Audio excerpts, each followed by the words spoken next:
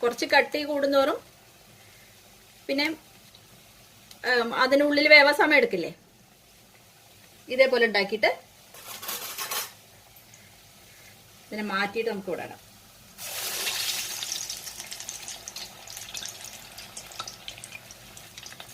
ഇങ്ങനെയാണ് വട ഉണ്ടാക്കാം. ഞാനുണ്ടാക്കാറുള്ള രീതി.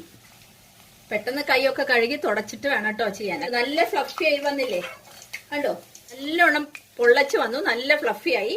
ഒന്നുകൂടി വേവാണ്ട് കേട്ടോ, ഒന്നുകൂടി വേവട്ടെ കിടന്നിട്ട്. ഇതുപോലെ ആവണം. ഇതിൽ നമ്മൾ സോഡ ഒന്നും ഉപയോഗിക്കുന്നില്ല. സോഡ ഇടല, വേറെ ഒരു ഇൻഗ്രീഡിയൻസും ഇല്ല. ഉഴുന്നും ഇഞ്ചിയും പച്ചമുളകും കറിവേപ്പില മാത്രമേ ഉള്ളൂ. കുറച്ച് നാളികേര ചട്നി അരച്ച് കഴിഞ്ഞാൽ നല്ല സ്വാദ കഴിക്കാൻ. കുറച്ച് ലോല് വെച്ചിട്ട്, അല്ലെങ്കിൽ ഉള്ളു കിട്ടില്ല. നല്ലൊരു ഗോൾഡൻ കളർ ആവുന്നവരെ വേവിച്ച്